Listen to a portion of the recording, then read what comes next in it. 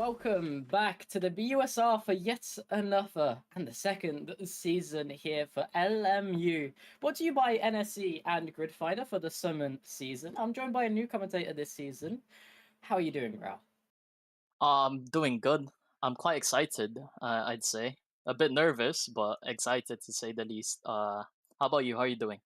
I'm doing all right. Bit of a rush to get here, but we are all here in the end for yet another endurance race that is sped up. Fuel consumption and tire wear is increased. So, even though the time does go by quite quickly, they will be doing an extra set of pit stops compared to normal, just because of the increased wear, just to make it feel like a race of a longer duration. But there's a big thing we need to go over about here. And that's the change in format. Last season we had the hypercars, but this season switching over to LMU2s, how's that going to switch up the championship? I'd say it's quite interesting because it's a class down from the LMDH. LMP2s, they run a similar chassis now. It's quite mandated, so I'd say the pace will be closer between these cars, and it will be down to driver skill and consistency, of course. And it's looking exciting. Also, obviously, you got the fact that these cars don't lap anywhere near as quick as the hypercars do, as they aren't set back to the original LMP2 speed. They're still set to the homologated versions that were reduced in power to the hypercar era of sports car racing. That means that the lapping of the GT3s will occur much less compared to last season, so hopefully a lot less blockages happen for that lead category, which we did see last season impede some drivers quite heavily. I'd say that is a massive thing as well, considering that they're lapping later, which means they can get into a rhythm much quicker. Same with the GT3s, in the same way that they can just do their laps, get that consistency up, and once these LMP2 cars catch them, they wouldn't be surprised. Uh, I'd say it will shake up the grid a little bit because it will make it more difficult for the LMP2s to overtake, and it's just down to the driver to pass and not hit their opponents that they're lapping. Obviously, looking over at the weather, we do try to replicate the conditions that the season did run. That means that for Spa, we're going to be getting light clouds for the entirety of qualifying, which will be one session, but first the GT3s will be going out onto track first for 10 minutes by themselves, and then the LMP2s will roll on out for the second half of the session. Just to keep them split, but keep the time rolling very, very quickly. But as you can see, race. It's going to be very mild temperatures, not going to be too hot for the drivers, which means the tyres won't be in too much pain and the engines will get to breathe just a little bit easier compared to the real life heat we are getting here in the UK. Oh, that's another thing as well. Since it's an endurance race, it's a long race, you want to be comfortable. So this heat is definitely gonna affect their driving, affect their consistency, because a minor lapse in concentration, especially when you're being overtaken by those LMP2 cars, or even an LMP2 overtaking a GT3, it becomes quite dangerous because of the closing speeds. So consistency is definitely key for this race, I'd say. What are your thoughts about that? Yeah, consistency always been the name of the game, but in a championship quite like this, obviously drop grounds do exist, but the main thing is to always show up. Last season we saw it in the hypercars. Xander taking the win in the hypercar category due to constant appearances over the rest of the field. Meanwhile, in the GT3 categories, the student champion from last season, Muk DeVit, will be rolling back onto track, joined by a lot of different faces this season, but Alexa, the overall winner, won't be returning, so this is Muk DeVit's chance against new competition to prove they still got it. We still have to remember Luke Sawyer, who's one of the championship protagonists, as I would say. Quite excited to see what he can do this season. Since he's aiming for that triple crown for BUSR, he would want to get this first race out the way and get some good points to start the season well. You mean the triple crown of second places? Just having it just a bit more, yeah? Well, from AC, it's not looking strong at the moment, but he's still gonna attempt for it. We know that. He has that drive, passion for this race, just to go for these wins. But so Obviously, far, yeah, no luck. going on to seeing some of these first laps with the beautiful Iron Dames liveries, but as we saw with Victor, they get to use their own liveries if they do so choose as well. Some of the liveries these drivers run are quite stunning liveries, but do you want to run us through this first lap here with Luke Sawyer? So he's going down to this straight onto turn 1, La Source. You want to get the braking right, get the car turned in, run wide enough but not onto the gravel just to get that straight line speed out and get a great run through Arouge and Radion. Right now they're driving up, hit this apex, make sure not to miss that second one or else you'll run wide and potentially get a track cut. Just keep the pedal down here as well. Try to get the straight line speed maxed out for these cars. And then coming up to this braking point onto Lacombe, that rumble strip is where you really want to brake. Get the car turned in on top of those curbs, cut a little bit just to get more track width, and push out of the section into the downhill of Brussels. The car really wants to slide under braking in this corner, especially because it is an off-camber corner. Then down to No Name. Very tricky corner, I would say, for myself, running wide most of the time for this corner. And then down to Puyon. And just get the turn in right. You don't want to run wide because a little bit of slide there. But it doesn't look like it's affecting his time much at all. And now under the bollard, trying to get the braking, car turned in, likes to understeer on these two corners, especially on the exit of this. You don't want to hit that gravel trap that's very close on the outside. And now here you want to get that late turn in, get a better run on this exit, on the rumble strip once again. Get the turn in perfect. Run a little bit wide, but not too wide again, because the gravel traps here are very close to the end of the circuit. And now on this back straight, on their way to Blanchimont. Getting the turn in right here again. Hopefully the rear end doesn't step out for these cars, and run a little bit wide, but get over to the left to get the braking, because this corner, if you outbrake yourself, it messes up the entire hairpin and you lose a lot of tenths, especially on this exit. You want to get it just right with the rear end squirming away, and that is a lap of Spa-Francorchamps. 221.4, decent lap time set. Right now he's holding pole position. Yeah, we see the two more Porsches follow on in just behind with only 2 tenths splitting the three. But then we get in the Ferrari and the Aston Martin nose to tail with each other, putting in some 119 threes, really putting a gap over the rest of the Porsches. It's quite a massive gap, I'd say, between the third place and the top two, but it is the start of the session, so expect those times to start coming down. About a 1/10 gap. It's looking very close between the Ferrari and the Aston Martin at the moment. As you said, though, with the LMP2 category, where it's all of the same car, LMP2 cars did have two other sets of statues, the Dallara and the Ligier statues, but they never got used in any kind of recent history. They all got proven to be worse than the default Orica, which is the only one found in this game. Unlike that, though, the GT3 category, a huge array of GT3 cars, but I have loved seeing come into the WEC Championship. Yeah, like you said, there's a wide array in this GT3 cars. We're seeing the pace difference at the moment. It looks very close for 3 different constructors. I'd say 4 out of 5 in the top 5, which is quite good. That means the pace is really close enough for this. See, this field very much dominated by Porsches, but right now, Marc de Vit not looking that strong. 2.7 seconds down to what we saw from the leaders of Curve and Baxter leading the way. As we're seeing Baxter actually putting in even better sectors through the first and through the second. Track evolution going to start ramping up the track, and with such limited time, the drivers are going to stay on the circuit. And with no tire warmers, the tires are just going to get so much from that track evolution, as well as they're going to pick up some of that heat maintain that as we come across towards the line, how much of an improvement is this going to be? Right now, it's looking like 7/10 to 1 second improvement. If he gets this exit right onto the line, should be.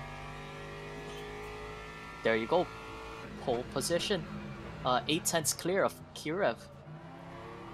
And Sawyer had an improvement as well in P3 with 1.5 seconds gap. Most of the field is improving. They're coming up to their final laps in these GT3 cars before the qualifying gets moved on for LMP2s.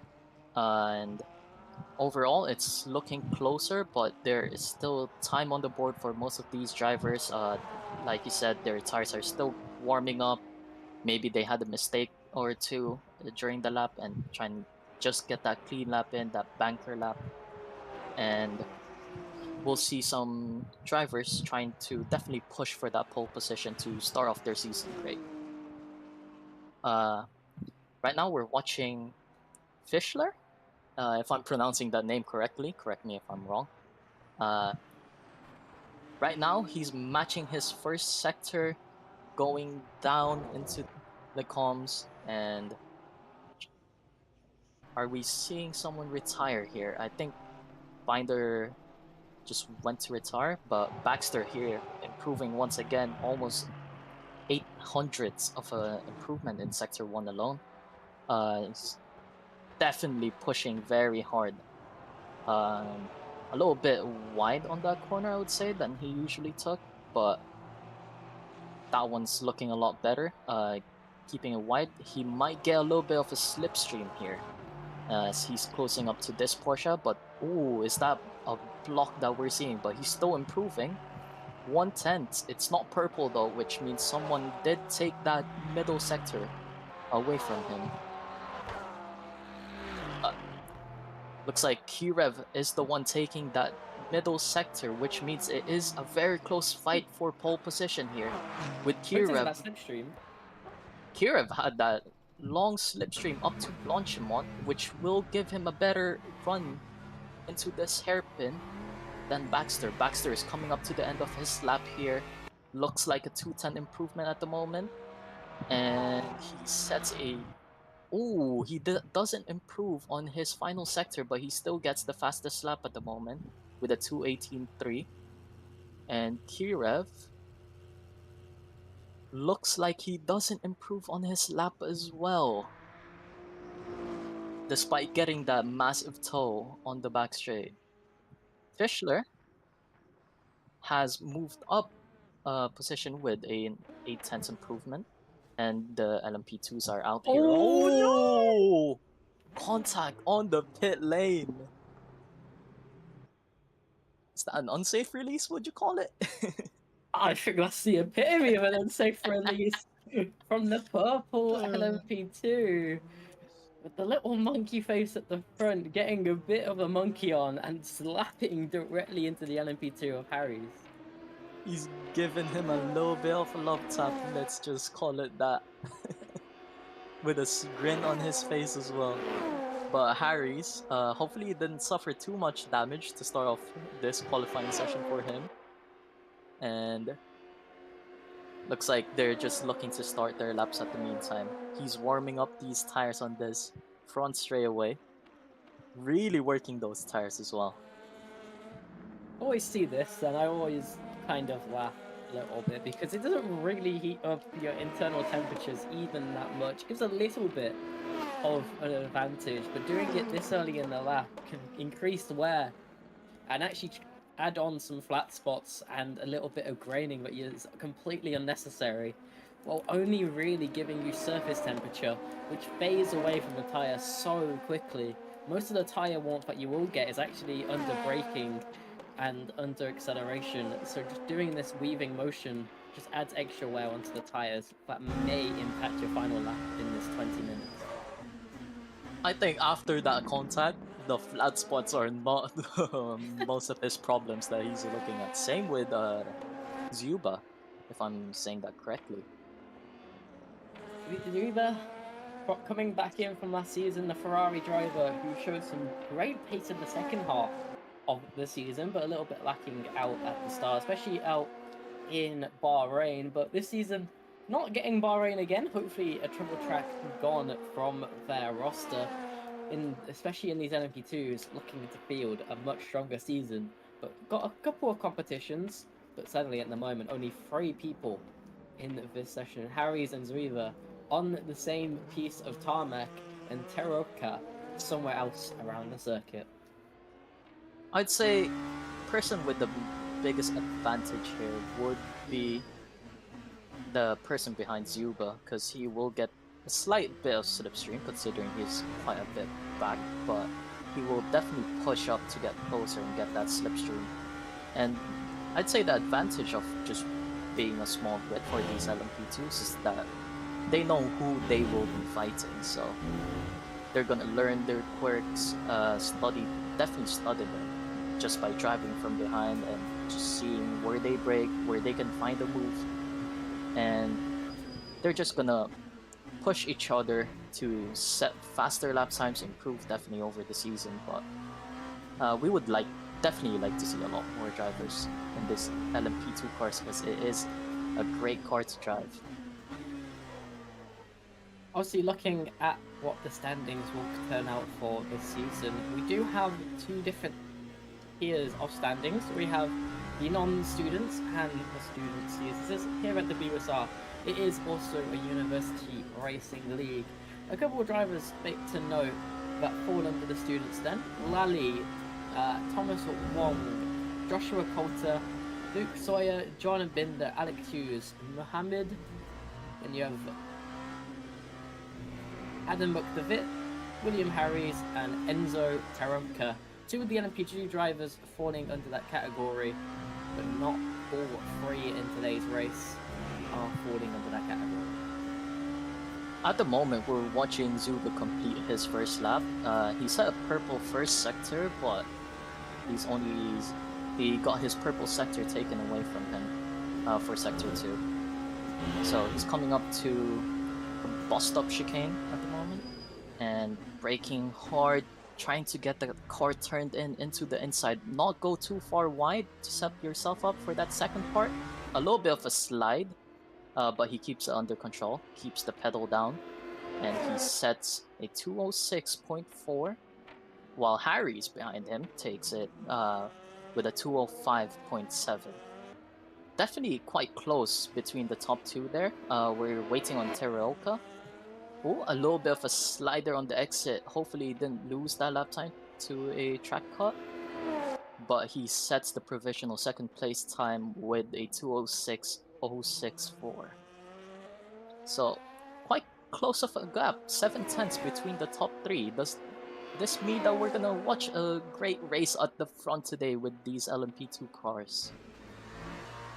Hopefully so, hopefully putting on an absolute fest. LMP2s have always been such an amazing category, be it the sound, or the appearance, or be it the racing quality. These Oricas really do allow for some tight and aggressive racing. They can take a little bit of a beating, but still survive through contact and give plenty of time. But talking about that contact, Harry's potentially losing some, but maybe Zuba actually tanking more of the brute force damage in that contact. It would be hard to know which one does come off worse, but right now both seeming quite competitive, even with the potential rift. Yeah, despite that contact, Zuba, I saw he had a purple first sector at the start of the lap, while Harris is also improving massively. These are just the tires just coming in, getting the grip, and Harris a 1.5 sector 2 improvement. Purple on that sector 2.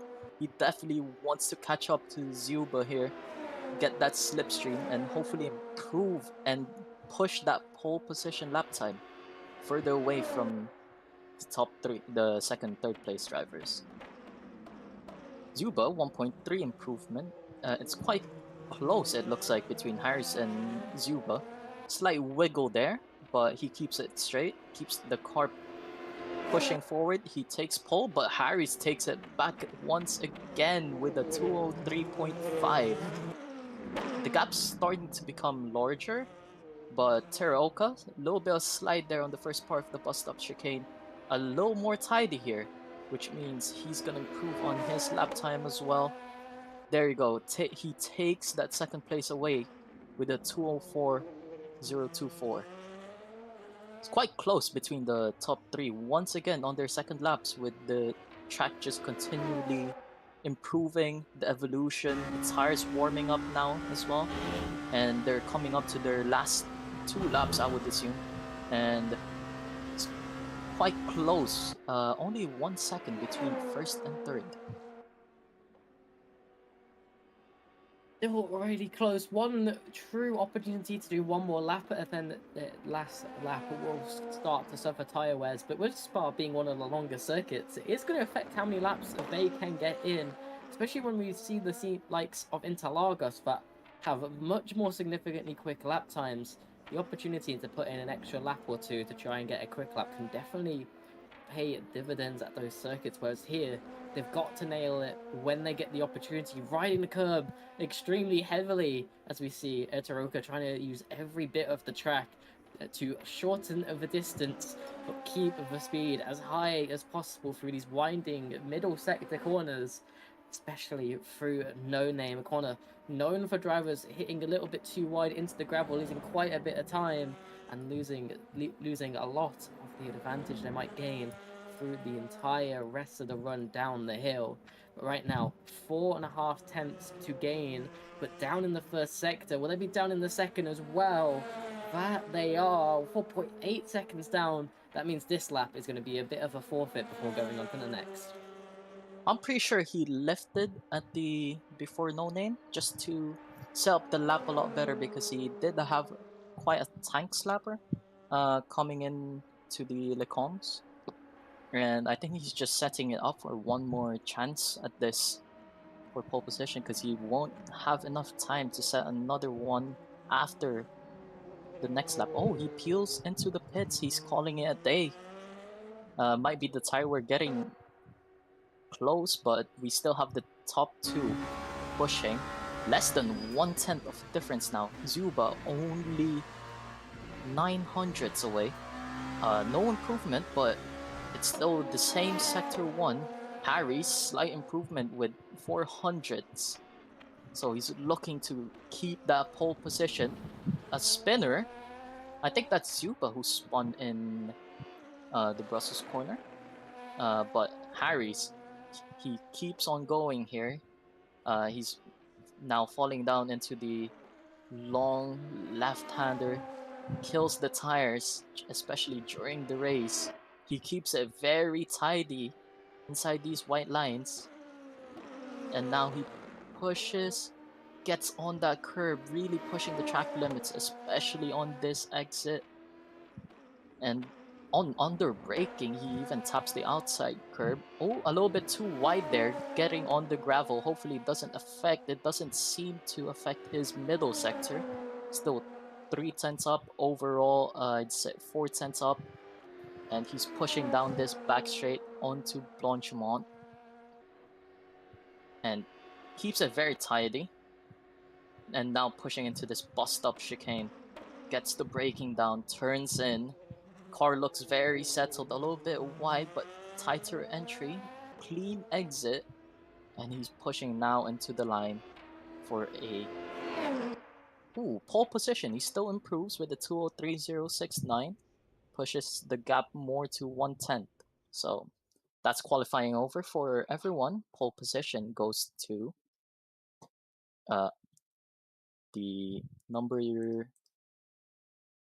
Harris, Daniel Harris.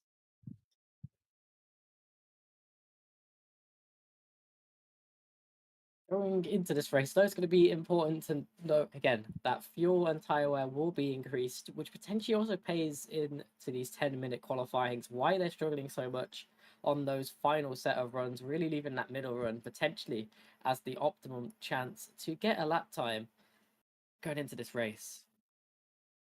The LMP2's being quite close, but we will have a bit of a quick break before we go towards that showdown race.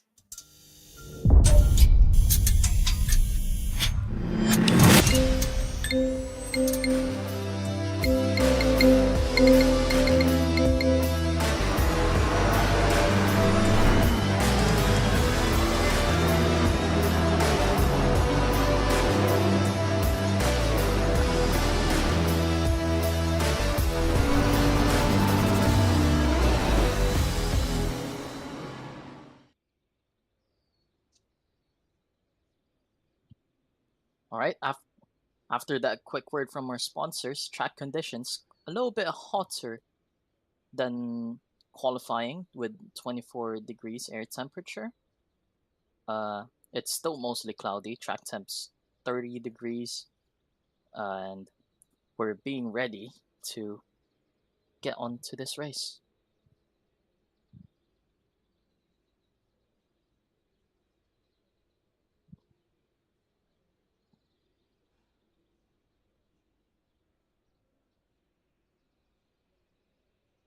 And for pole position with the LMT2 cars, we have Daniel D. Harris. And in second place, Zuba in the purple LMP2. Remember, these two had a contact in the pit lane at the start, and now they're followed by Teroka, who backed out of his final lap, which puts him down in third place and last for the LMP2s. Pole position went to Baxter in the Aston Martin after having a great qualifying, and Kirev closed second for the LM GT3s, and Sawyer following behind in third place for the GT3s. And in row 4, we have Costa in another Porsche and McDavid following behind in the Corvette.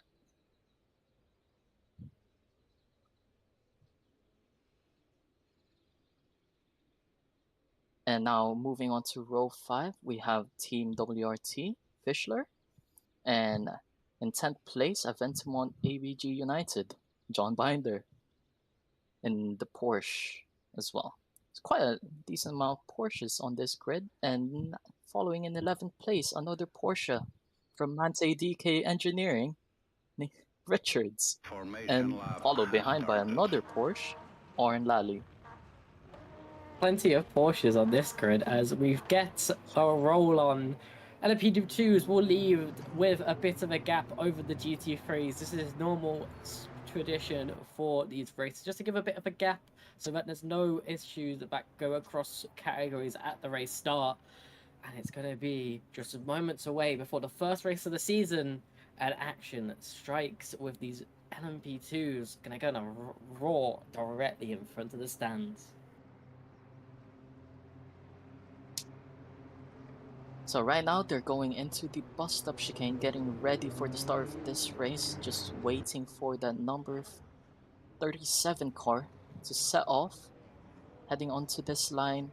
He's keeping the grid packed up for the LMP2 cars. You don't want to speed on the start here and ruin your race early on, because you want to stay where the slipstream is, especially for this track with the long straights. You just want to keep driving this track, and off they go. Looks like Harris had a bad start. Zuba takes it onto turn 1 with Teroka's slight contact on the rear end, but looks like they're keeping it nice and safe. And Kirev looks like he's taken the place from Baxter. Baxter driving it into the inside. Will he send it through Eau Rouge?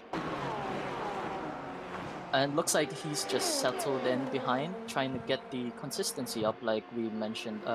Just want to keep on driving. Don't want to make any silly moves at the start of the race. And so far we have Kirev moving up 1 place, Zuba and Teroka moving up 1 place as well, up to 1st and 2nd respectively, and Harris with a bad start moving down to 3rd place. But at the same time, it is a long race.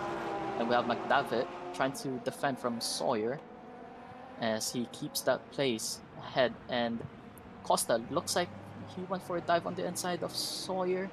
Sawyer tries to keep it. Oh, there's a LMP2 spinner in the background, or just parked up. But Costa with a great move on Luke Sawyer there, taking the place away. One of the LMP2s already having huge issues. Harry's losing both positions on the start and falling to 3rd position, losing out very heavily and going wide, actually having a bit of a lag and connection issues, clearly gliding across the track a little bit awkwardly. Hopefully these connection issues can resolve themselves shortly so that they can get back within this race. Clearly have the pace after that qualifying, but again, going into the race, it is about conservation as well, as we see McDavid get into P number 3 ahead of the absolute train of Porsches and that one lone BMW, trying to catch back down Baxter and Kirov, who have already pulled a 2-second margin. We have McDavid here, just had a great start, but he wants to keep his tires in check. He wants to keep that fuel saving going, doesn't want to waste too much at the start here, but he's defending hard into the bust up chicane. Costa looking for a switchback, but it's not presented there at the moment. And this train of Porsches just ready to pounce on this lonely Corvette with a 2-second gap from second place Baxter in the GT3s.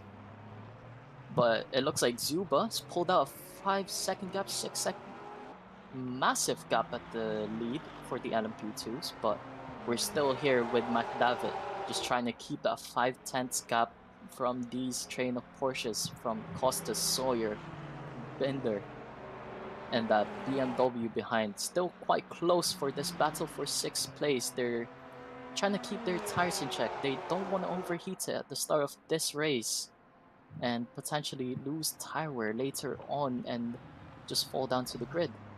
McDavid letting Costa through there, seeing if he has the pace to close that gap to Kirev and Baxter. Zuba currently holding the fastest lap for the LMP2s and Baxter for the GT3s. Quite close battle between these train of Porsches, but the field is starting to spread out a little bit. 3-second gap now from the top 2 of the GT3s. We have Fischler here defending from Oren Lally. It's quite close battle. Is he gonna dive on the inside here? Has a look, decides better and wait for the next opportunity, but he's getting a good run here. And Fischler, Lally, trying to size up the BMW. Looks to the inside, plays it safe, and slots in right behind him. Trying to get a good run. That Porsche behind Fischler is getting some really good runs out of these corners, but not got that top end grunt compared to the BMW. The car that's always been one of the highest top speed in the GT3 category, really showing where those horses end up getting deployed. Whereas back up front, the Aston Martin and Ferrari have quite a decent balance of performance between the two in terms of car characteristics, and they both do lean in quite well here in Spa-Francorchamps. But we're seeing Baxter really good on the brakes later on the brakes, but losing out a little bit on the acceleration through the corners to the Ferrari again, as the BMW of Fischler still heavily on the defense against Lally, who's really trying to sniff a gap against his BMW, but every single chance is being closed off quite successfully. As we go forward, McDavid losing out another position, this time to Luke Sawyer through the back end of the lap as well, winning a couple more positions through that second lap. Yeah, it looks very close at the moment between Kirev and Baxter in this fight, which was in 6th place, but Costa just pulling out a second gap after the battle between Sawyer and McDavid. Baxter, I think he's just settled into this race. Remember, key differences between two constructors. The Ferrari is a mid-engine car, and the Aston Martin is a front-engine monster. So the Aston Martin is gonna be good on the brakes, but quite heavy in the corners, while the Ferrari is gonna get a little bit more of a turn in. Keeps it stable, especially on the traction out of these corners. A little bit wider for Kira, but here's a battle again for the LMP2 car. Still very close between these top 3. Taroka just keeping it in the slipstream. Zuba hoping to defend in this bust-up chicane, coming up close down to 2/10. Is he gonna look for a dive? Keeps it there, tries to turn in much more, get this run out of the bus stop and into turn 1. Looks like he's got a decent run on Zuba, but not enough straight to close down the gap. But we're coming up here to Radion and Au Rouge, which will give him a lot of slipstream. And these two, remember, they have Harry's just at the back there, just waiting, seeing an opportunity to get close, and maybe if there is contact, move up. to first place and do a double overtake. But so far, looks like they're trying to settle down, just trying to get the rhythm. And he Ooh! goes for a dive, a big send on the inside contact, and they've Oh, I both don't spun it. Harry's had to avoid it. know. Looks like Why? Zuba, Teroka just dives it in too hard, creates contact between the two drivers, and second place and third place just losing out massively. So we got a replay here seeing what the battle between Zuba and Teroka. Zuba tries not defending, but Teroka just sends it, clips that inside curb, would pushed him into Zuba and spun them both around. Their tires are gonna be crying for help for the rest of these race now with those flat spots. Yeah, the gap clearly not there for Enzo, but having a huge difference in speed going into the corner, trying to capitalize on the gap to Zuba. Zuba potentially trying to lift and coast, extend the fuel, extend the tire wear, using the lessons they learned from last season about going long, saving the time in the pit stop, trying to gain that advantage while they had the gap. But Enzo tried to sniff it out but didn't manage to judge the gap correctly, which gives Zuba a huge tang slap to the back and some damage for both, and Harry's a significant 6-second lead as we go to the race start replays. So on this race start, we're watching Costa and Sawyer in this start. Side by side between the two Porsches. Sawyer dives it onto the inside, looking to make it 3 wide. McDavid, really good send on the inside, taking advantage of it. And here, further on towards the lap, we have Costa making that dive into the corner with Sawyer. Pushes him a little bit wide, slight bit of contact, but all fair racing, and takes that position. And then the next lap, we have Costa here looking for a move at McDavid. He really pushing just to get these positions, get some clean air, and there he goes. Just threw on McDavid. Maybe McDavid was saving. And later on, there's this contact between Lally and Fischler. Fischler out of this race now at the moment, but really fighting at the start of this race and keeps the position. And this is the DNF I think we were watching. Ooh, just spins out. Rear end stepped out, couldn't save it into the wall. Massive damage on that right hand side of the BMW and straight into the garage. Richards, no rear wing, spins it as well. And looks like he's just lost the wing, tried to send it too much. And here's how he lost the wing. Ooh, wide, very wide. Spins it out, hits the barrier, just backs it onto the barrier. And he loses the rear wing. The rear wing giving significant downforce to these GT3 cars, as it looks, because he just spun it despite not pushing. And we have 2 DNFs now, Richards and Fischler in the BMW.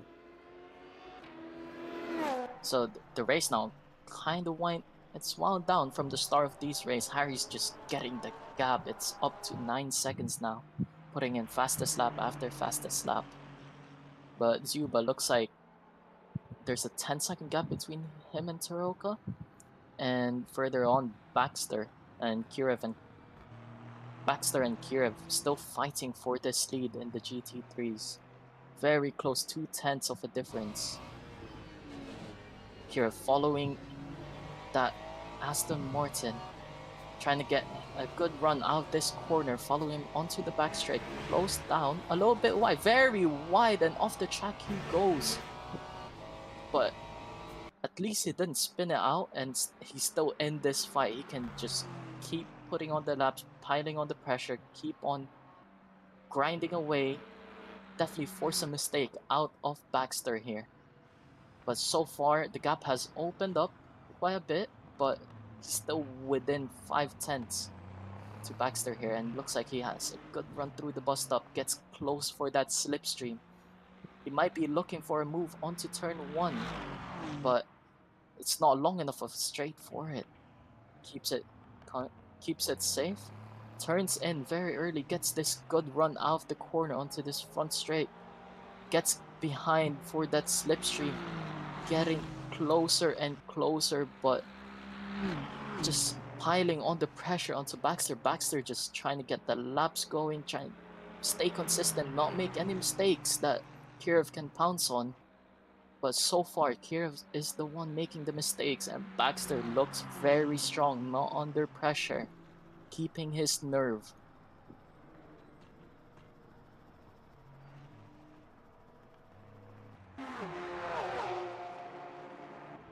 So we're watching an overtake for P9 between Oren Lally and John Binder. Binder looking for the defense. Lally sends it around the outside. What a great move. Gets this inside, but too tight. And looks like we're seeing the same replay. So there was contact, it looks like, between McDavid and John Binder there, but not too much to create any sort of damage or trauma in this race.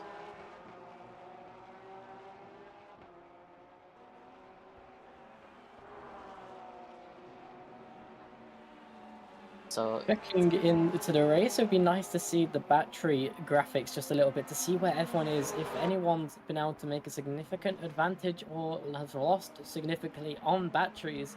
As we can see, no batteries in the LMP2, so we don't really get to see where they are. As we're seeing an absolute move by Laddie, a bit more contact into the side of Binder in the Iron Dames, trying to get the way and get a bit of a muscle on, but not able to find a little bit of a gap.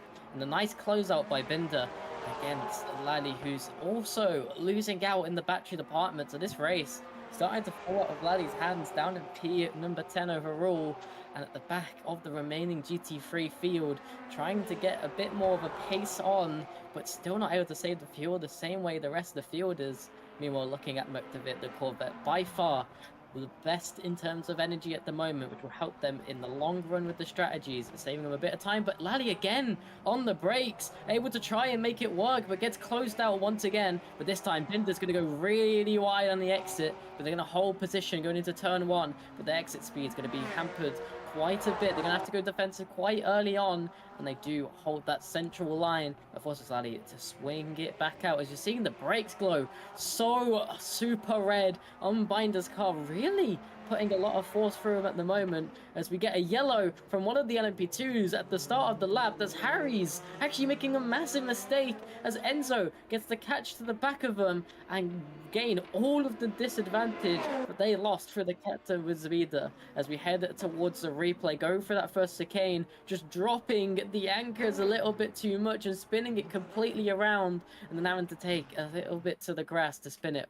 once again. As we go to the front of the grid, the Ferrari back behind this Aston Martin, really trying to get towards them. They've been tuck and tail for the entire race, too, very much on a similar pace, but right now it's still slightly in favor of Baxter, who has also been on the fastest lap as well, but there's nothing to differentiate them in terms of battery.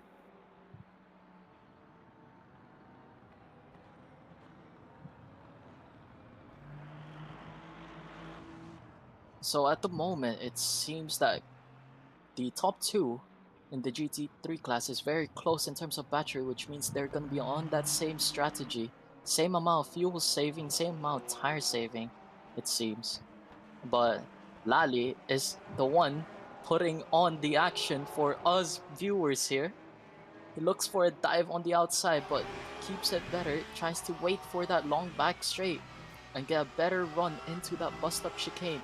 He is down on the battery department, but he might be running a different strategy and just pushing at the start. A little bit of a wiggle for Binder as we ride on the onboard. Just closing and closing. The Porsche just pushing on this straight. The wind not there for Oren Lally. Looks onto the inside. Blanchimont thinks better. Just waits. Slight lift, and the gap has been forming, but he might look for another move. Binder is very defensive on the middle of the track. Tries to go for a cutback. Lally here gets a better cut in for the second part. A very massive slide for Binder, which kills his exit speed, and now Lally has this opportunity. What will he do? Binder, very defensive on the very inside of the track. Lally goes for the outside, looking for a switchback. Binder, glowing brakes, really hard on the brakes, but Lally couldn't make the move stick on this long front straightaway now, trying to get that slipstream once again, get another chance on the way to Lecombs. Up Rouge. Oh, a massive wiggle, a crash. Matt David spins in Rouge. And Binder also had the tank slapper, which means Lally just goes through. Binder gets a penalty for that wiggle. He had to save it and go off track, but he's still given a penalty. Now we're gonna watch. Oh, Matt David just spinning on Woo! our Rouge, and Binder had that wiggle. Great thing that he avoided that spinning Corvette. But Lally, the biggest winner here. Oh, just gets onto the curb, spins it, drops it, flies as well. Get some airtime there. As Absolutely vicious crash from McDavid. That's going to be their race completely ruined, and amazing response from both Binder and Lally to both be able to react in time to get out of the Ray. But we do see Lally, the benefactor of the incident, much more so over Binder, who ended up taking a penalty in their attempt at avoiding the accident. as it looks like the battle for first place in this GT3 has opened up a little bit. Kirov now 9/10 away, almost a second. Baxter just not feeling any pressure here, ice cold. While Kirov just trying to get the laps down. Looks like slight difference as well with Baxter, 1% more than the Ferrari at the moment. But the gap is closing down, as we can see 6/10 difference in that last lap, with the gap just keeping steady on that 8/10, 9/10 gap. Looks just to go onto the inside a little bit wide. He doesn't want to do that every lap. Just try to get the laps down, close the gap, pile on the pressure, and hope for a mistake. But Baxter just keeping his nerves cool. No mistakes at the moment. And the gap has opened up wide here now with a 1 second gap and 2/10 from Baxter pulling away from Kirov there. It's still close between the top, but looks like it's settling down at the meantime. Lally pushes way further ahead from Binder with that penalty to a 4-second gap. But definitely all of the action is between Baxter and Kirov at the moment, with similar batteries, and the time gap just slowly pulling away for Baxter, but definitely managing this gap and trying not to make any mistakes. Yellow flag coming out in Sector 1 for some kind of incident, potentially just lingering on for a bit too long, but trying to figure out where it is from race control at the moment. Binder, obviously, with that penalty, is going to be suffering quite heavily, while Lally got a huge deficit in that tank.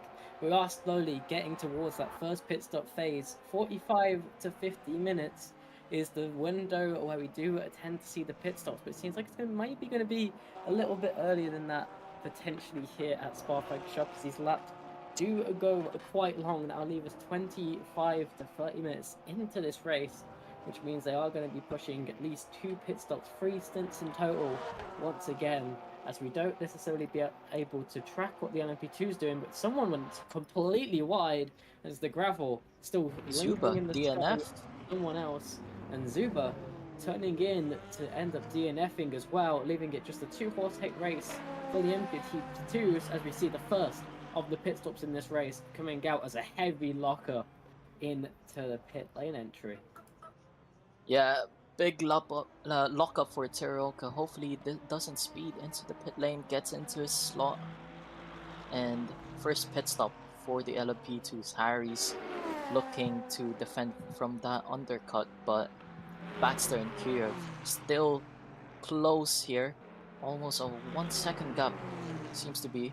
And 1% still on the advantage for Baxter, which means, but he probably could push on for another lap or so if he keeps on saving his fuel and potentially get a bit an offset from Kirov on the final stage of this race. But the first few pit stops, Binder taking that first pit stop for the GT3s, but this battle is still raging on. Kirov just closing in sector 2, but losing the gap in sector 3, it seems.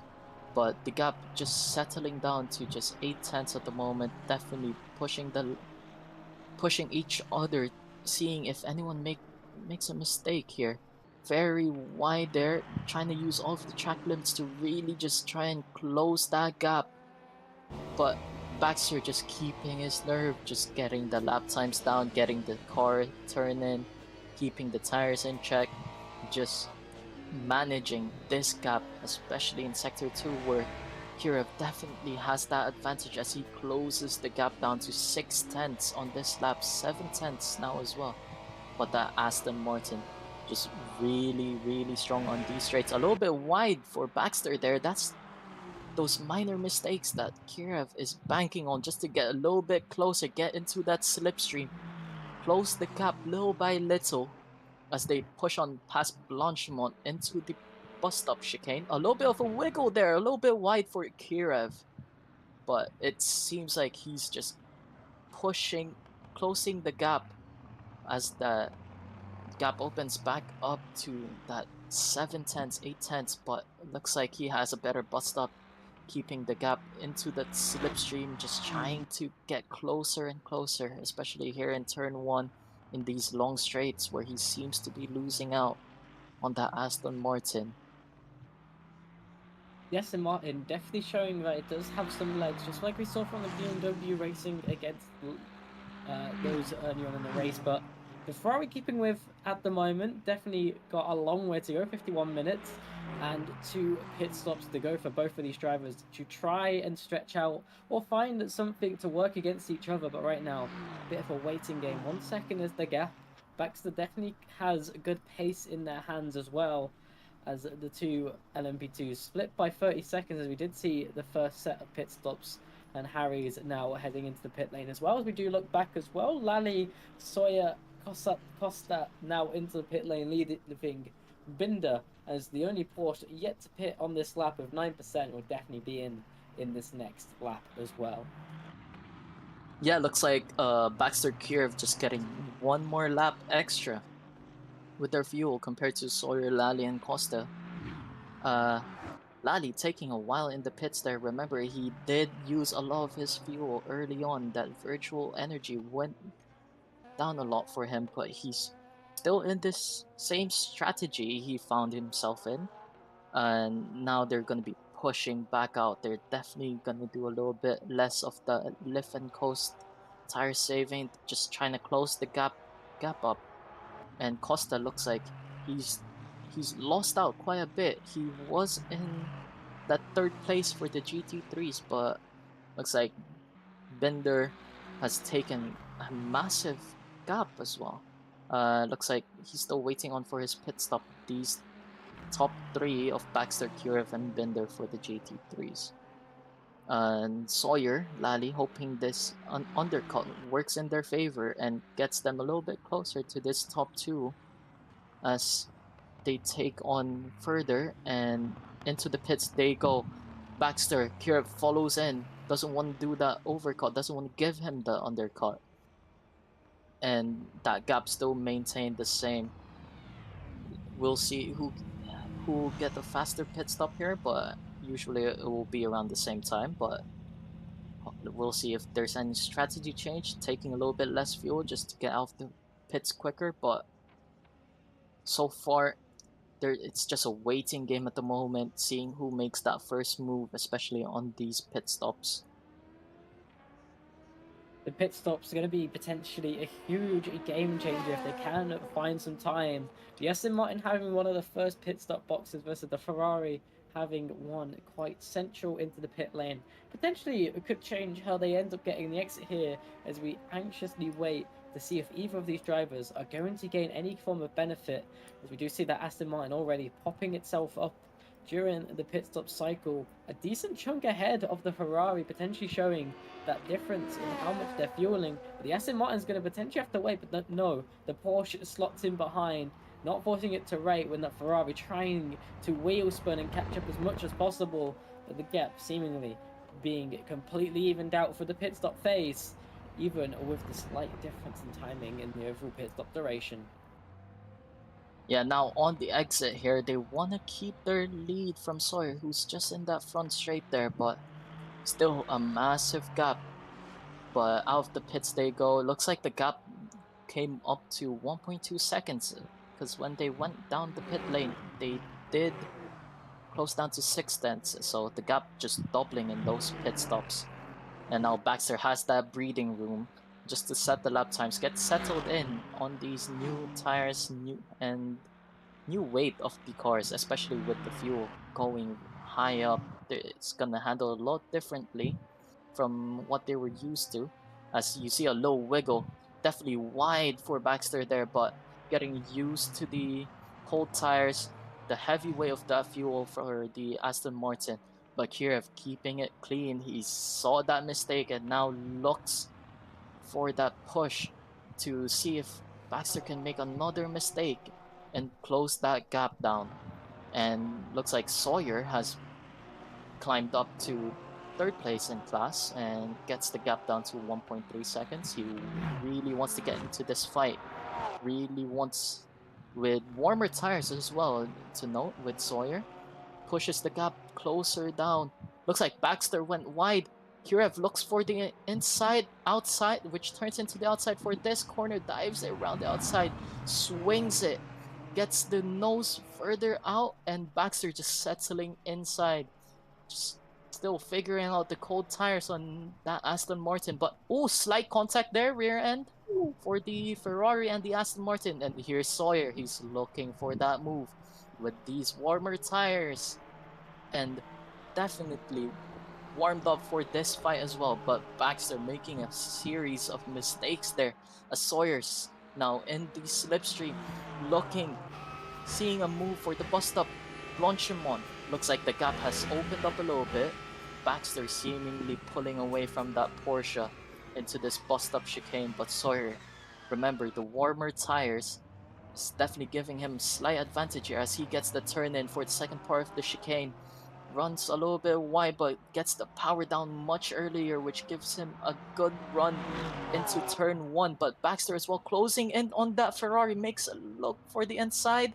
Ferrari doesn't defend, but keeps that place, gets that good run, slight wiggle for the Aston Martin here. While Sawyer just waiting behind. And now the Aston Martin gets a good run into Eau Rouge, just waiting for a gap to open up, waiting for the slipstream to take effect and push him closer and closer to Kirov on that Ferrari. Are we gonna see a move on the inside here? Is Kirov gonna defend? He keeps it on the left. Baxter looking now onto the inside, a late move, late dive, and gets the move done, makes it stick on Kirov. And now taking the lead, Baxter still trying to defend Kirov. And as they go down, Kirov looks into the inside, gets that good run out of the corner, but doesn't dive for the inside and tries to settle down. Oh, getting close there. Almost slight bit of contact, but Baxter, great move on the inside to get that first place for the class. Luke Sawyer really able to game for the pit stop cycle on these two drivers who've been battling out so heavily on the Ferrari, really on these colder tires, able to find the advantage, which is very realistic to what you see in real life. The Ferrari, one of the better cars on the cold tires. You can see it in the braking zone against this Aston Martin, closing in so rapidly earlier on. Is the Aston who was more comfortable on the brakes, but this time it's the Ferrari who just keeps on finding the time into the braking zone and is trying to push this Aston Martin around the circuit. But you do see the legs starting to stretch on that Aston Martin already, even in this earlier part of the acceleration. It must be so frustrating for Kirov to just see this Aston Martin pull away every time they get a little bit closer, just putting off for now the offensive charge of Kirev as they both start to pull away from Luke Sawyer now that their tires are starting to get warmer. But Kirev, very good on the brakes once again into the bus stops. Gets that Ferrari turned in. A slight wiggle on the Aston Martin. He gets that run out though, as the Aston Martin really have the legs on these straights, especially under power. But Kirev really good on the brakes, gets the gap closed up, trying to get that good run and into the slipstream on this front straightaway. He's trying to close that gap. He's looking for those moments where he can see the gap and gets close enough to send it on that inside under braking, but slight wiggles between them. A little bit on the inside of our Rouge, but so far the gap's pulling away from Sawyer, these top two once again at the moment, but Kirev and Baxter definitely having their tires warmed up a little bit more now, giving them that slight pace advantage over Sawyer, who has about a lap of degradation on those tires already. But so far the gap's still 5/10, closing up now. In this sector 2, this is where the Ferrari is strong. This is where Kirev has been closing the gap on Baxter, seeing if he can have a look on the inside or the outside under braking. Force a mistake, force Baxter to defend, but the gap being maintained well by that Aston Martin for the meantime. But Kirev still looking, trying to get these good runs out of the corner to close that gap. Baxter trying not to make any mistakes like he did on those cold tires, which closed the gap up from 110 into this massive battle for the win for the GT3s. And Kirev just looking on the inside, just trying to get the car turned in, get that good run out and into the slipstream. A little bit wide for the Aston Martin, touching a little bit of gravel there. Hopefully, it looks like it doesn't affect his straight line speed, but the slipstream definitely helping the Ferrari a little bit here, just keeping the gap close, really using the track there to get that run out of Blanchimont and into this bus stop chicane, but plays it safe. Definitely better on the brakes. But you don't want to mistake if you're Baxter here, because oh, that slight wiggle, both of them wiggling out of the second part of the chicane. And looks like Kirev is gonna have an opportunity on the inside here, maybe.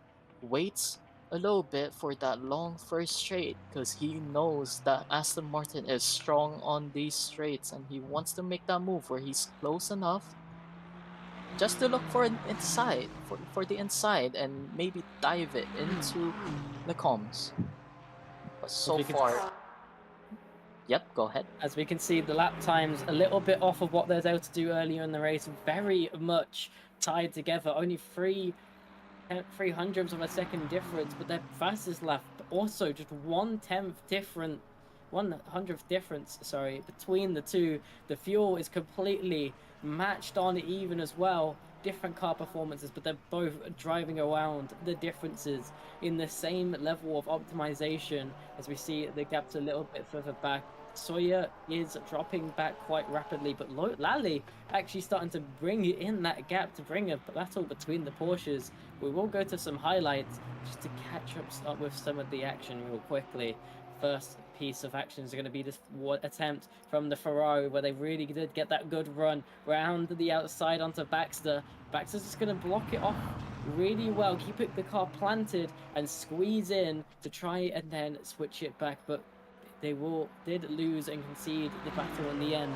Then again, going up the hill, using the raw power of the Aston Martin and just planting it nicely on the inside, using the curb to make sure they make the corner, even if it's a little bit deep, and then blocking the way of the Ferrari. That's how they got back into the P1 for now, but they're still duck and tail, 3/10 of the gap between them, and getting onto the grass is the Aston Martin, but you can see the power difference is still making it a bit more difficult for this Ferrari. This is the closest they've been for a couple of laps through this point, and that slipstream is going to start paying dividends, especially once they get through this corner, but really wide. So they have to actually lift a little bit is Kirev, and trying to get a bit of a slowdown penalty as well, and also trying to just potentially keep up with their fuel saving as they have been doing across compared to the rest of the field.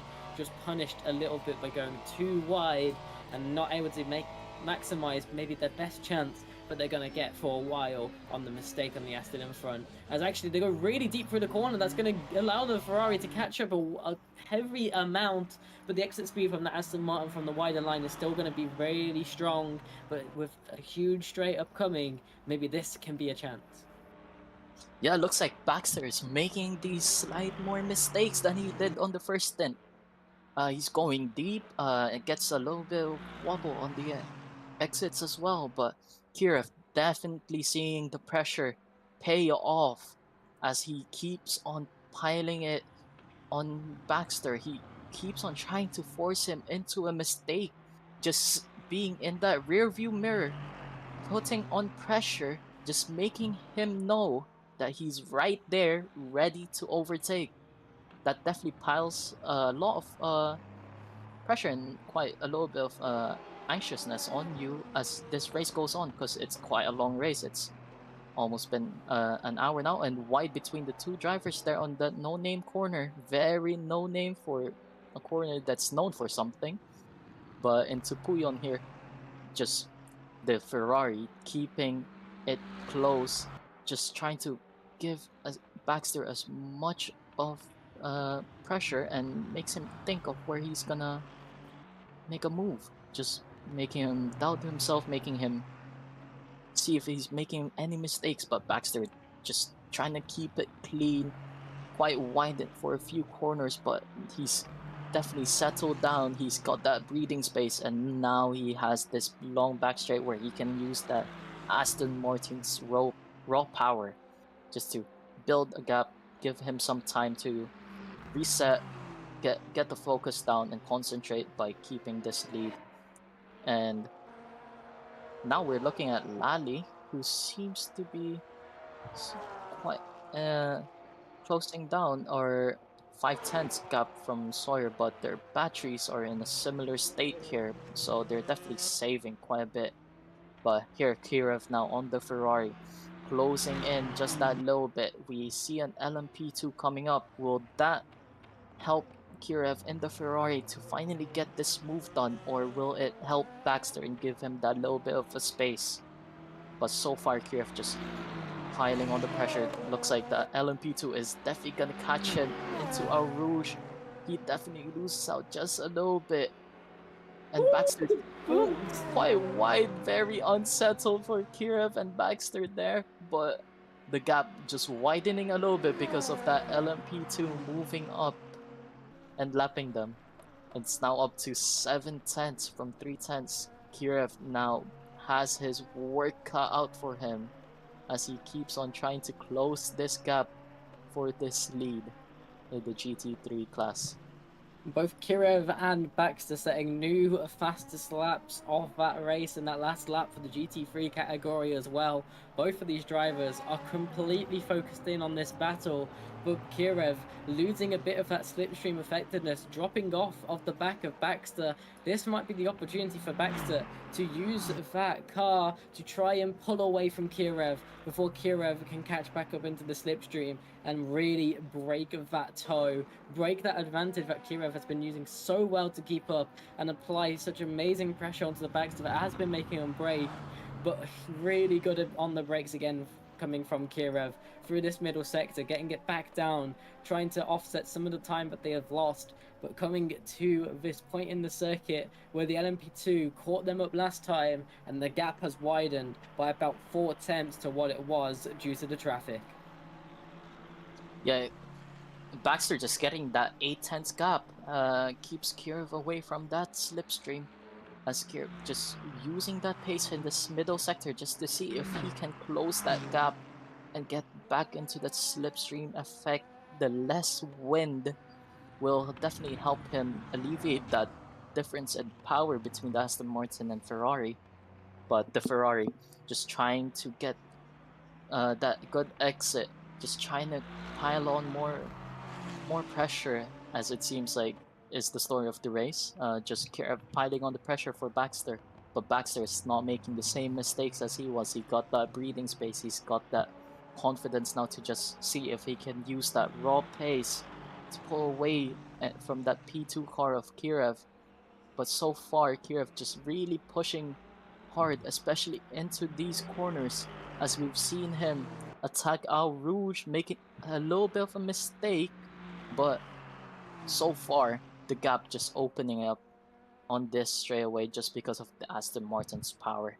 As we see another LMP2 coming up, will we see that decide again to close the gap or open up a little bit more for these GT3 cars?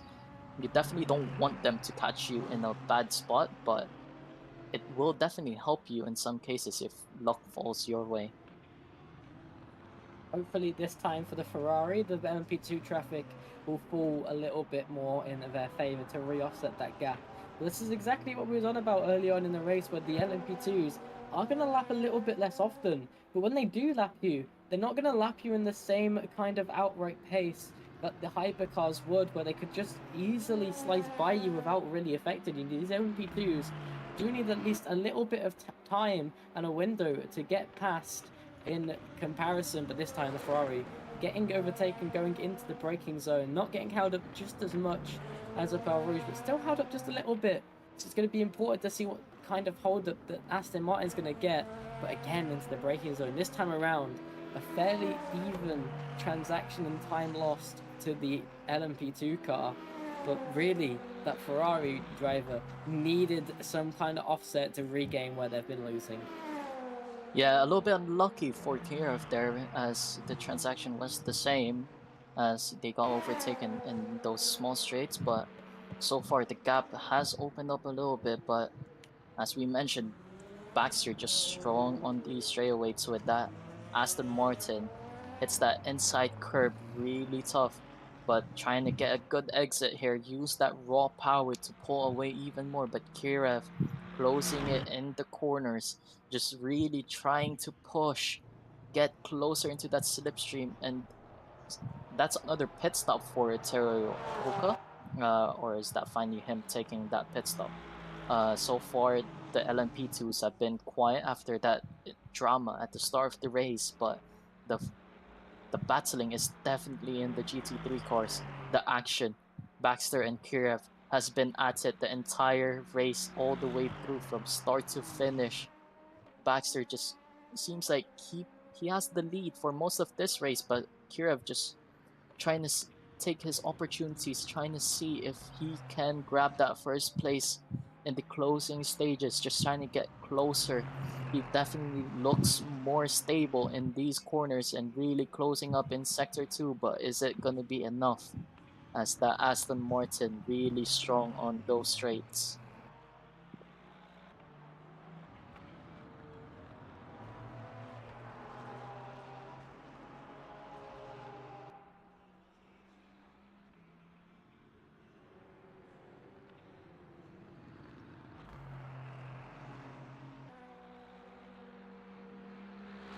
So so far we're like we mentioned, that heat wave definitely affecting the drivers here as they've made mistakes throughout, and we're gonna see some cooling solutions that they have sent in the chat.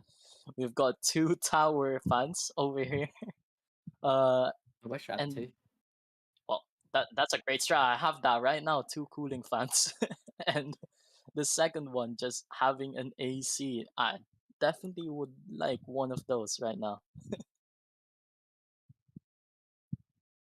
Really low on the AC. Wow, it's 16 degrees. Dude, that'd be too cold. That'd be freezing. That's definitely ice cold. That's great. It's great seeing those cooling solutions, not for the cars, but for the drivers, as they try to keep their concentration up in this heat.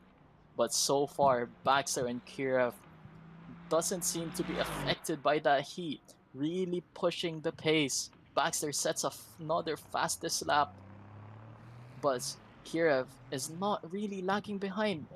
In fact, that Baxter did pull out just a little bit, 1/10 difference to Kirov, but Kirov is still close on pace. Just trying to see. And we have a little battle here between Lally and Sawyer. Lally Yeah. has definitely closed the gap despite having the battery deficit, don't you think? Something's gone on here to allow Lally to catch up quite quickly. 2 seconds a difference in that last lap for Luke Sawyer, potentially saving quite a lot of battery, potentially going wide, making some kind of mistake. Something has happened to Sawyer that's allowed Lally to catch up the gap that was over 6 seconds at one point within this stint. Sawyer's potential easy P3 now being challenged by Owen Lally, who's been making a nice drive back up through the field and wants to be that leading Porsche. And not just the leading Porsche, the leading Iron Dames liveried Porsche out of that. Both drivers who drive across all three series here at the BUSR, drivers who have been around for multiple seasons trying to prove who's better at this LMU game. But Lally is only now going to get to build on that pressure, and as we've seen between the battle between Kirev and Baxter, it can be quite hard to make an overtake stick if that defense is fierce and strong. But it's up to Luke Sawyer to display how potent that defense will be. Yeah, we've seen Lally make some great moves, especially on Bender. He dived around the outside a few times, but finally makes it stick after Bender pins it on the Rouge. Definitely going wide for Sawyer there as Lally trying to see if he can get in that slipstream. Remember, it's the same constructor, Porsches. They have the same vehicle pushing it, and Lally, he's caught up to Sawyer definitely 4 seconds in the last 2 laps. He's got the definite pace advantage at the moment, but maybe Sawyer was saving some of that fuel. But so far, Lally just keeping it close and tight, trying to get into that slipstream, and Sawyer pulling away just that little bit, but they are down on that virtual energy, 6%, 5%, as they dive into the pit lane, trying to see who gets that faster pit entry. Looks like Lally just going a little bit wide there. And so far, another pit stop. Is this the race strategy that everyone expected? I thought it would be more of a one stop and a little bit of fuel saving towards the end, but so far, just taking a little bit of fuel to the end here. Definitely, who will take less fuel? Is it going to be Lalians, or as we go back into this battle for first place in GT3s? Baxter and Kirev got pretty much the same in so far during the race. It's definitely the biggest gap that we have had in the race at the moment. But Lally and Sora taking a lot of virtual energy for this final 25 minutes of the race. That final pit stop, and one of them is gone. That's Orin has definitely gone, and Sora is just sitting in the That's pits there. right. Now, what might be at play is the pit stop strategy. We saw this a few times in the previous season. Drivers taking tyres in both pit stops versus drivers taking tyres in the first or the second. Very often we saw that the drivers who took the pit stop early with tyres had a huge benefit in overall time. Yes, they took a longer stop in that first one, but they got the fresher tyres for the longer stint rather than only having it for a shorter second stint. For a final stint, they'd have it for the full length of that second stint instead. Potentially, what we saw is that pit stop difference where the tyres are coming in. Maybe that's where Luke Sawyer's pace had fallen off compared to Oren Lally's. And if there isn't a tyre change for Lally, they might be suffering a huge amount of tyre wear, as we do ride on with Binder, who's got 4% extra battery compared to the drivers in front, but they do have a bit of the lap to catch up beforehand. But the main difference here for Binder is they don't necessarily have enough to make an extra lap work. They're still going to have to pit on the same lap as Costa, Kirev, and Baxter. So they're still going to lose out a huge proportion about that now. But what can Costa do going one lap longer compared to Lally and Sawyer? And will they gain any to get back into this battle? Yeah, looks like Lally and Sawyer just both took tires, but Sawyer had that longer pit stop. Maybe he missed the go signal to just leave the pits, as we see Kira really pushing it in Al Rouge, trying to close the gap down, but this is the biggest gap we've seen so far between first and second for the GT3 class. As in the background, we see a little bit of an LMP2 weaving, just saying hi to the GT3s, I guess.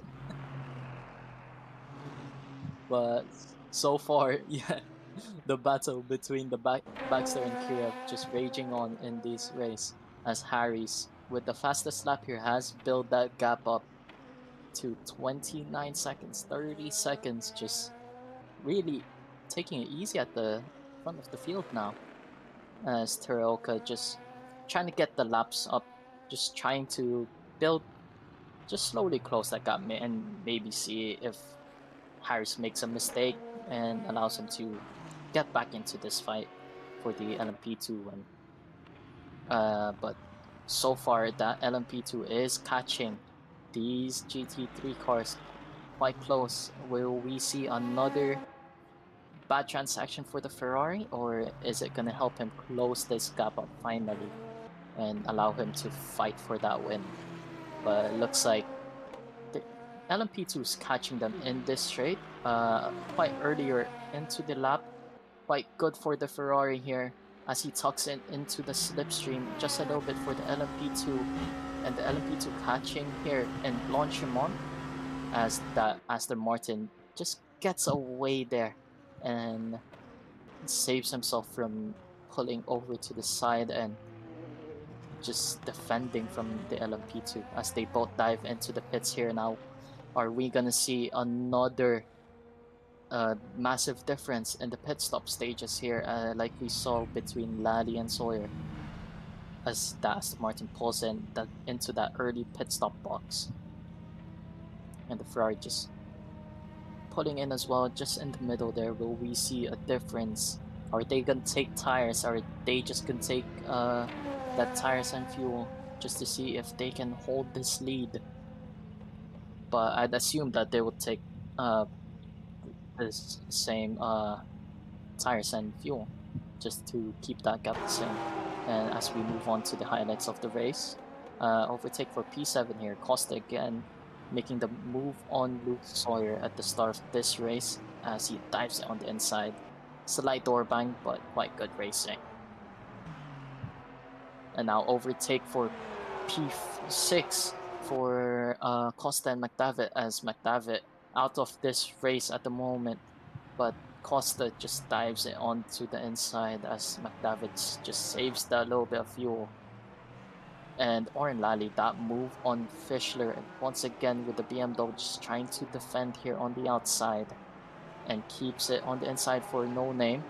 Keeps it there, not run wide, and Lally just not getting that good run out. No Name. And Fischler, another spin as we go back here onto that battle for the lead for this GT3 class. Looks like the gap has shrunk down a little bit by 5/10. Baxter once again if they did take tires, he's gonna suffer with that cold tires. Same with Kira, but he's been looking stronger on these cold tires. Both of them warming their tires up, wanting to get the fight on. And Baxter doesn't want to make any mistakes. Definitely in this stint, because that's what closed the gap up. But Kira really strong on these cold tires, closing that gap up. But Kirov didn't take tires, as we've heard, and Kirov just closing the gap. But hopefully these warm tires helps him take that lead and maybe defend and keep that position.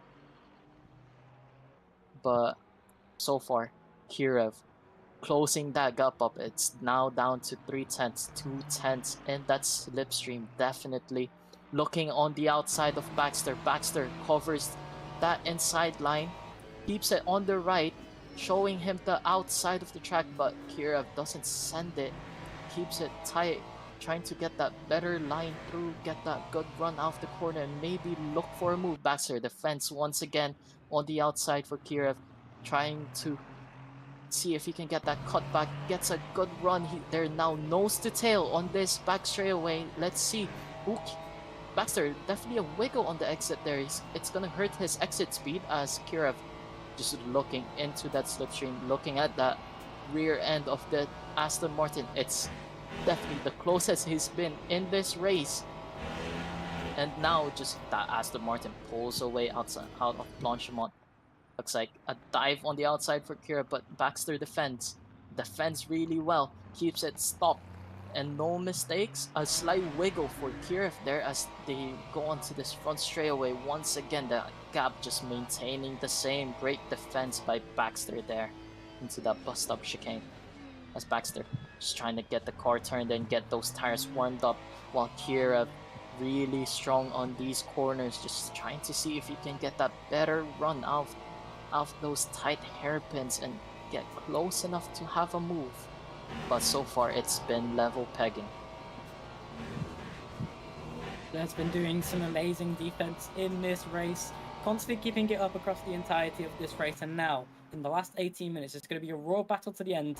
No fuel note save, no tire save at risk, just pure speed until the end. And the Ferrari constantly being able to drag this Aston Martin across the track to try and force them into defensive moves, really getting the spell and the gist of how to attack Baxter in this dying stages of this race, but still unable to beat out the legs of that Aston Martin, and just keep continuously finding themselves boxed into the corners and having to go the long way around, but don't quite have the performance to make those kind of moves stick. For both of them tapping into the gravel, going down the hill and trying to get a run on top of each other. You've seen the Ferrari using every single inch on that outside track, tucking it in a little bit tighter to try and get a run through using the slipstream, but not able to get a tight enough run to get them move into this chicane. But we do see that they are very much still better on the brakes compared to Baxter at the moment for this entire sector. Just have that car hooked up a little bit better, but still losing too much on the straight line. Yeah, it looks like Kirif really strong once again in this sector 2, just keeps the gap closed on. But Baxter just boxing him in. He's not giving him the inside at any corner in that sector 2. Just trying to see if he's gonna go around the outside. He's tempting him with that outside line. But Kirif definitely settling down here, but really frustrated just because he can't get the move up to stick and just been stuck behind this Aston Martin for the entirety of this race. Just not getting close enough on those straightaways. Frustration definitely settling in as he keeps on going wide, just really pushing that Ferrari to close the gap on that Aston Martin. But so far the battle is quite close. It's up to 6 tenths. But so far the gap is settling in, and we have a replay as we see Baxter and Kirov just very close together. Kirov just sensing this opportunity, looks on the outside, but doesn't go for it. Sees if he gets the cutback, but slight little bit of contact just on the bumper. Nothing much there, but really Kirov pushing Baxter here on these closing stages, closing minutes, closing laps of this race, as Baxter really having to deal with the pressure that Kirov is applying for the entirety of this race. But so far, he has been cooled off, not making any sort of mistake in these closing stages just yet, managing the gap to Kirov here as they go down the hill here into Puyo. Just trying to see if he can make a move, but Sawyer here is coming up to Lally.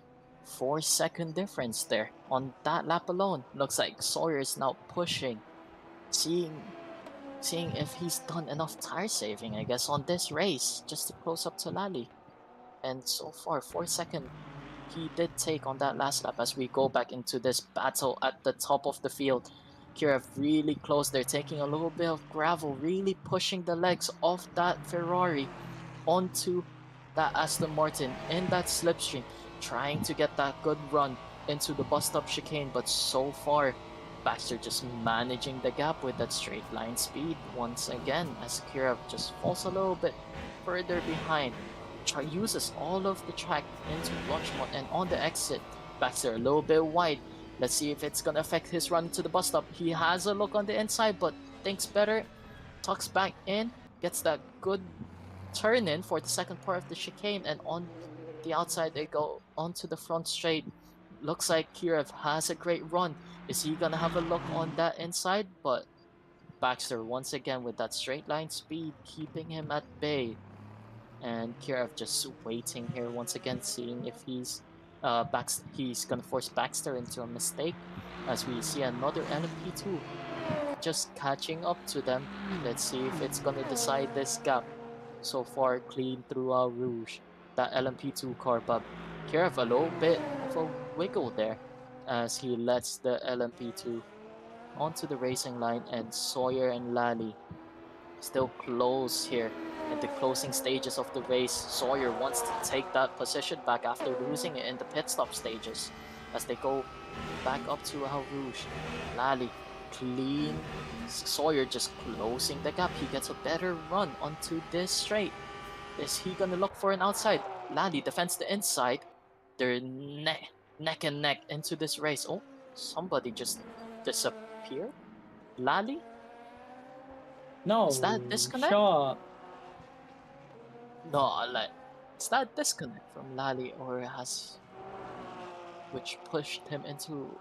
Oh, Not the disconnect. No. that was looking like a really great battle as well, but the disconnect ruining the fun for Lally and Sawyer. Oh, that's really unfortunate. It was gonna be a really close battle as well. But we move back again. We just have to take those disconnect as it is, but just have to move on. It's just one of those things with online sim racing that you really hope that you never get, but just really unlucky. As Kirov and Baxter here, gap has pulled up quite a bit.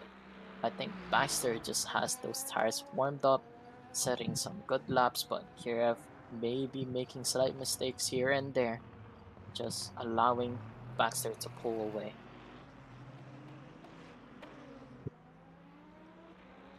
Unfortunately, the race for Lally comes to the end as Baxter really finds their form on this last stint of the race, setting a new fastest lap at a 2:19.361. The track temperature really starting to build, and the tyres in a very comfortable spot for that Aston Martin. And with a decent gap over Kirov now, able to just completely focus on their own pace and try and pull away for the end of this race. With 11 laps remaining, only a couple opportunities to really get this lap and gap back down for Kirov, but they're going to need a mistake to really get a good opportunity, while Luke Sawyer gets to step back up onto the sodium positions in the GT3 category with a 5th DNF from this race, but the first due to connection errors, unfortunately, as we have also seen Zuba earlier in this race disappear, and we see McDevitt, who we also saw have a huge issue, but we'll get a bit of a race replay to go through the entirety of this event at the start of the race. The two GT3 leaders still led the way, but we saw Costa get around the outside of Luke Sawyer and get up into the extra positions quite early on into the race, but lost a few positions in that first corner. But we will see that move coming on in if the replays want to sync up correctly. Instead, we'll just ride on board with Costa at the moment. We haven't seen much of this race, a bit in their own space, but we will get the replays finally coming back in of the trees. We love to see the B7 in the trees. We want to see Definitely the European cars tree vibes right there. European tree vibes for anyone we playing get to see the GeoGuessr. overtake from the onboard POV instead, as a nice dive down the inside, using a bit of the space that McDevitt made, but then making a lot of contact as an LMP2 was off on the side that wasn't there. That was a bit of a connection issue that caused that to look that way, as we go back to seeing Costa still rounding through that point at the track. We finally get it to sync up properly and get to see the dive bomb from an outside perspective. You see behind the other Iron Dames of Lally making the move on the BMW, at least an attempt, but they weren't able to make that one successfully. As we will then go towards Costa attacking McDevitt, one of the driver who won the student championship last year, getting overtaken and having a bit of a rough run across the entirety of this race, unfortunately. We'll get around to the issues that McDevitt struck later on in this race, but Lally, the first of the many overtakes that they would make in this race here on the BMW, they make a really good effort to try and keep it, but the BMW Schiller does do a really good job to defend on the inside for this specific chance that was taken but then they will spin off of the track and hit into the wall, being the first retirement of the race in the BMW, making a mistake down the mountain.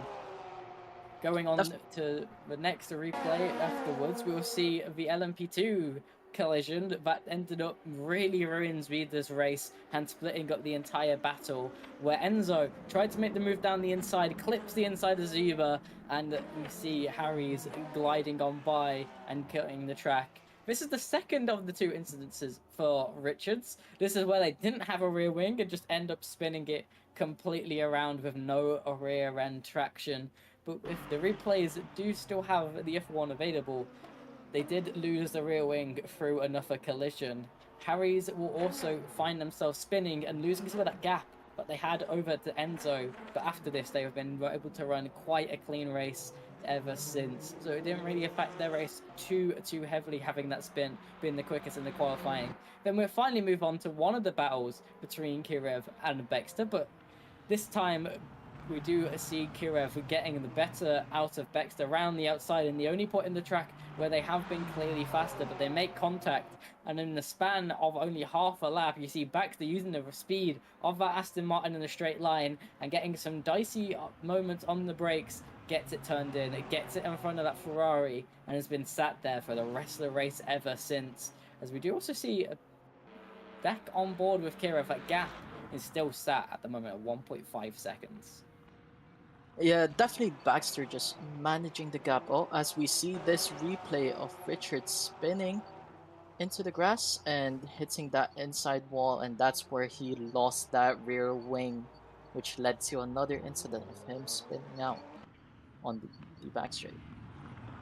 As we go back into the race here now, Kira and Baxter still at it. Baxter just managing that gap now, making sure he doesn't make any mistakes that will let Kirev back into this battle for first place. But Kirev just really trying to push as hard as possible as he's been doing the entire race, it seems to be. But yeah, so far incidents, disconnects. This race has been full of it with action for the battle for the GT3s, but so far it's died down a little bit. But these drivers are still definitely pushing each other to the limit, trying to see if that gap will close down as we head into Sector 2, where Kirev has been strong the entire race. Let's see if he can close this gap up to Baxter and hopefully get into that slipstream where he can alleviate a little bit of that disadvantage on the straights, just to see if he can get a move on Baxter, just to hopefully just close that gap and really pushing the track limits there, just trying to get that run. But so far, Baxter really managing that lap well, as we see a fastest lap from Harry's 2 minute 3 second 4/10 as he takes another fastest lap in this race. Looks like he's recovered well from that earlier spin as we head back here with Kirev close the gap up a little bit in that sector 2, but this is where the Aston Martin's been strong all race, just pulling that gap on the straight as Kirev no benefit of the slipstream at the moment. A little bit too far away for that as he really tries to close the gap up in these corners into the bus stop chicane. The Aston Martin, that V8 twin turbo, really strong, especially on this exit, on this straights, just pulling away on this Ferrari, who's wishing he has that V8 twin turbo at the moment, I'm guessing, as they head into this turn 1. Baxter just managing the gap, getting those clean exits, no mistakes now until the end of the race as the timer takes down from that 5-minute mark into the 4-minute mark. Just a few laps to close this race out. You don't want any mistakes as that will put you on the back foot. Kirev really pushing the limits, really bouncing on the curbs, really trying to get the lap time, but that V8 twin turbo really strong. As Sawyer dives into the pits. Looks like he's trying to take some fuel at the end, maybe go for a fastest lap. Yeah, Luke Sawyer having to do a splash and dash. Luke Sawyer not having enough fuel to make it to the end of the race comfortably. I think not saving enough fuel for the earlier stages of the race, not extending the earlier stop long enough, forced to dive into the pit lane and lose a bunch of time and potentially even lose out on that podium position that they had earned so well and nearly had to fight Oren Lally for. But it does say on the timesheet that they're coming back out down in P at number 6 overall, as they could see a car in front that potentially is that previous podium position of Costa, but they're going to have to chase down 5.7 seconds in only 2 laps time. Yes, Sawyer definitely made a mistake on the calculations, maybe not saving enough fuel, just really trying to close that gap to Lally beforehand. And push way too hard, which means now they had to make a pit stop at the end of this race, which you don't want to make. But if he can close this gap and really fight for that podium, he's really pushing the car now just to see if he can recover. But Costa has been gifted that podium finish for the GT3 class, but he still wants to seal the deal, not make any mistakes that will allow Sawyer to close back up, as obviously Costa will still try to manage his fuel if he hasn't managed it well enough towards the end of this race. But Costa, 28% compared to Sawyer's 35, but Costa just managing the gap, it seems like, not trying to push too much, but Costa. Oh, is that's a spinner? That's Sawyer who spawned, pushing the car way too hard, just trying to close that gap up and really wanting to get that podium. As Sawyer goes for the inside, but just the rear end steps out. The dirty air from the LMP2 car may be affecting that handling of the Porsche, but just drops it on the inside, pushing way too hard to get that podium. Unfortunate for Sawyer having an issue at the end of this race.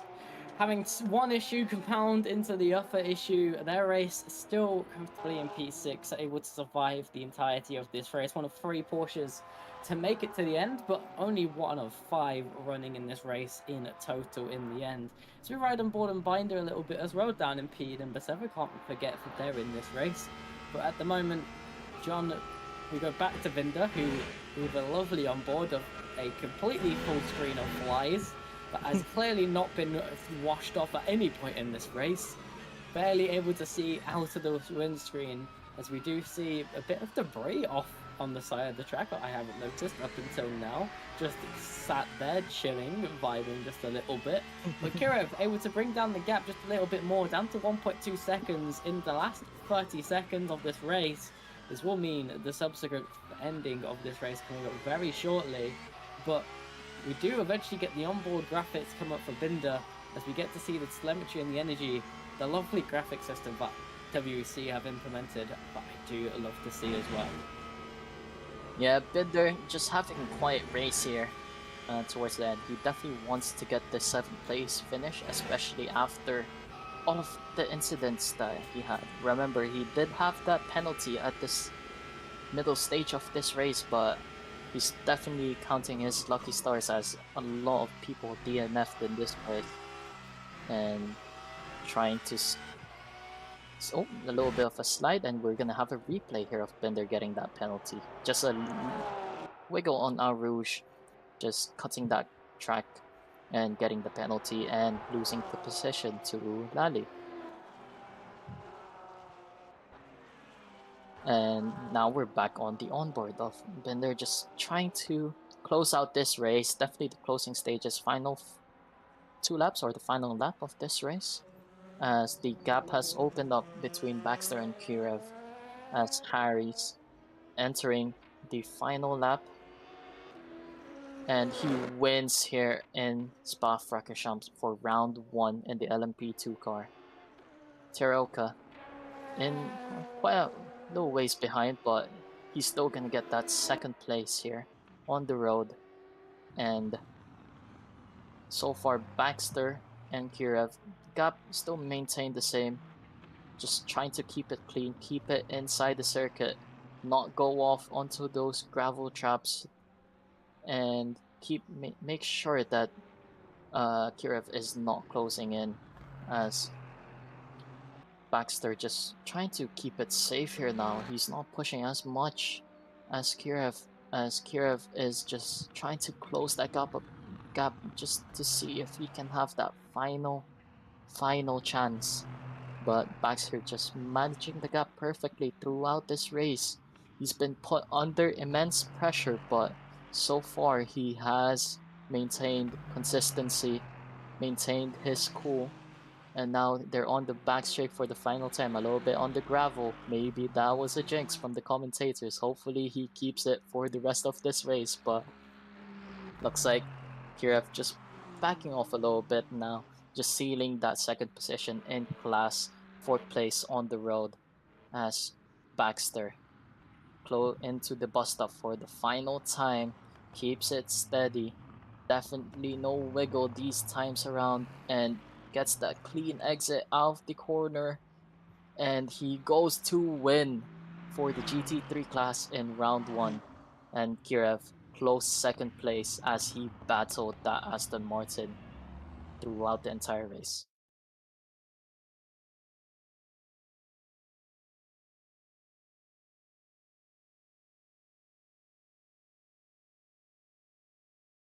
Uh, so we're gonna bring in some people for interviews, as we have Willow coming up for an interview.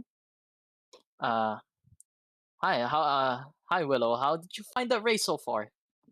That was good. I mean, I think I made it a bit more difficult for myself with the fuel situation and everything, but barring that, it was an enjoyable drive. Unfortunate that we couldn't get a bit more people in, but it was good action at the start, I think. Yeah, there's definitely a lot of action at the start there. Just a battle for that GT3 class and that contact for the LMP2 cars, but overall a great race, I'd say. Yeah, it was enjoyable. I mean, I was quite happy to just sit behind them and let them fight at the start, so I could save a bit more fuel. But I ended up, what's the word? The plan got a bit Uh, scuppered. So uh, you definitely had that spin just in the middle of the race. What happened in that moment that made you I lock mean, in just a little bit more?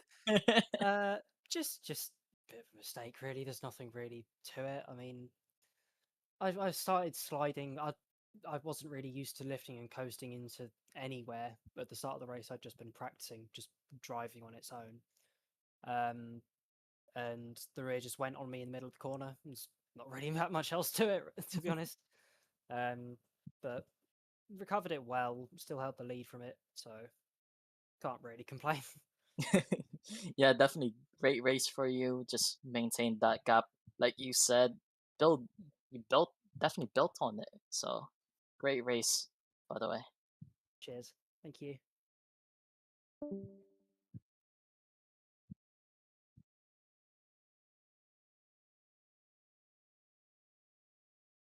Yeah, thank you all for joining us here at the BUSR for LMU. There's obviously also AC on Mondays and F1 on Saturdays, both of those championships on their first rounds this week. AC already going down on that Monday, as previously mentioned.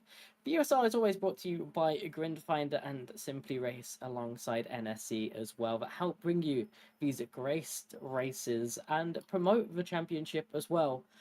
I've been Auditorium, and I've been joined by Rel. Any closing thoughts by you?